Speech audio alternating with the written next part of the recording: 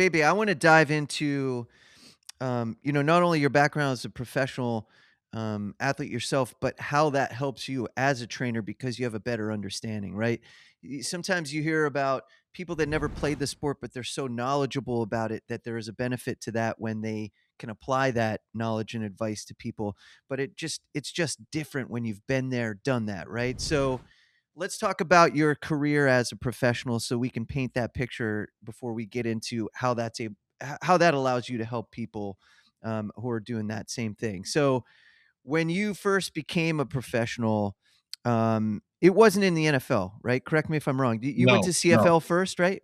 I was with British Columbia, Right, right. coming out of college. So when I was in college, Daryl Green was there. I played with Daryl Green, and That with guy's him, pretty fast too, man. and man, That guy one of was the fastest he dude I cooked ever. Yeah. Yeah.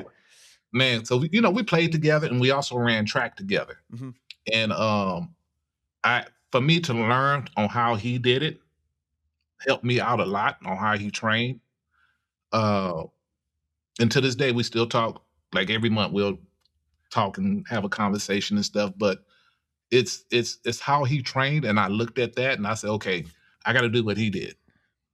So when I was in school, I didn't start until my sophomore year. I was a safety; he was a corner.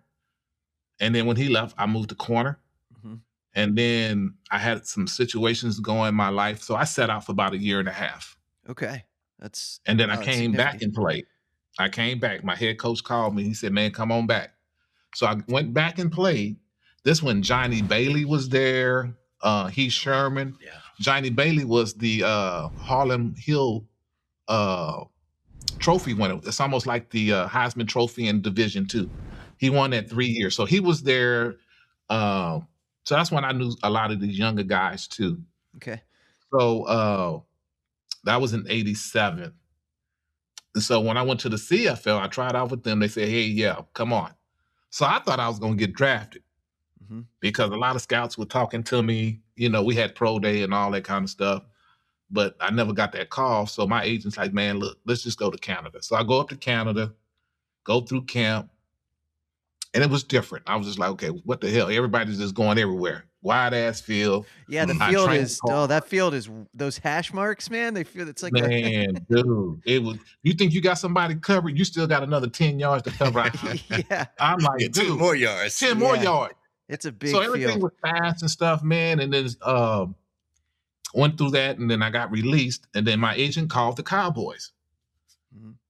and they were in season, and they flew me up, worked me out, and they said, "Look, we're gonna sign you."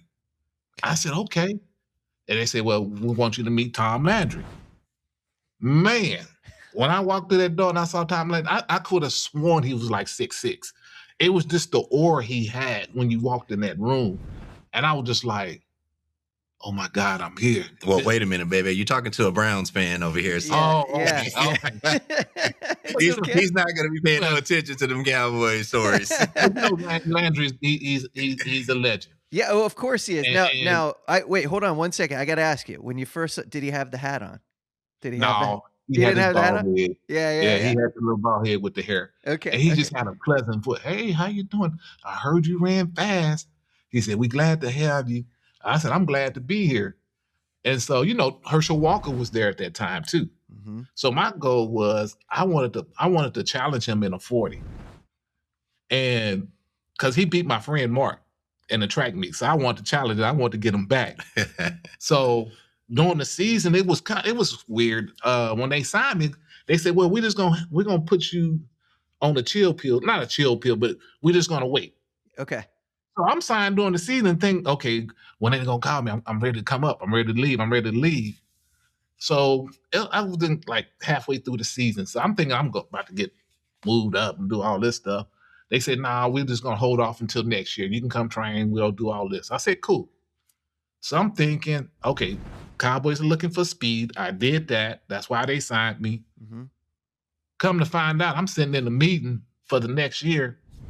They sold the team, and it was Jerry Jones. Oh, wow. So Wow, Tom that's the Landry Jerry comes into the Jones year. meeting room to tell us that they fired him and he's leaving. crazy. So I said, okay, this could be good. This, Jimmy Johnson coming in, I'm getting a real good shake. So I'm in there getting off, dude, going to camp, pick off a pass in practice and stuff, dude. I'm sitting in my locker. Coach Johnson want to see you. Bring your playbook. I don't know nothing about that. I said, oh, shit, he's going to tell him, look, I just did an interview sitting in my locker with a newspaper and stuff because I was getting off in practice. Yeah. And then I go to his office. I'm like, okay, he's going to tell me, man, you good, man. We got you. I never forget this. He's eating a salad. And he said, well, you did well. We're just going to have to let you go for a second. We'll probably bring you back. I said, what? He said, yeah, we're gonna bring you back. We're going to look at some new dudes. I said, okay. I said, but I'm going to come back. But they never called me, so I was like, man, what we going to do? That's when I went overseas and played. Yeah, and then let me tell you this, baby. One of the things that I think all football players fear, this is for you too as well, Mark.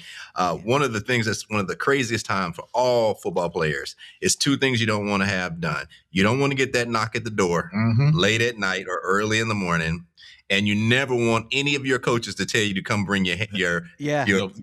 Bring your playbook. Bring your playbook, man. Playbook. You don't want the knock at the door, and you don't want your playbook to be having to turn in, man. No. And because if that happens, you already know the Grim Reaper has arrived, man. That's right. And he's taking names. So, yeah, incredible time. Breaking news from Bet365. New customers bet $5 and get $150 in bonus bets. Win or lose. Sign up, place a bet for $5 and get $150 in bonus bets. Bonus bets can be used on the spread, player props, futures, and so much more. Hey, do you have a gambling problem? Call or text 1-800-GAMBLER in Arizona, Colorado, Illinois, Indiana, Kansas, Kentucky, Louisiana, Maryland, North Carolina, New Jersey, Ohio, Pennsylvania, Tennessee, and Virginia. Or 1-800-BETS-OFF in Iowa. 21 plus only, 18 plus in Kentucky. Please gamble responsibly. Must be present in Arizona, Colorado, Iowa, Illinois, Indiana, Kansas, Kentucky, and select parishes in Louisiana, Maryland, North Carolina, New Jersey, Ohio, Pennsylvania, Tennessee, and Virginia. $10 minimum deposit required. Terms and conditions apply. In-app only.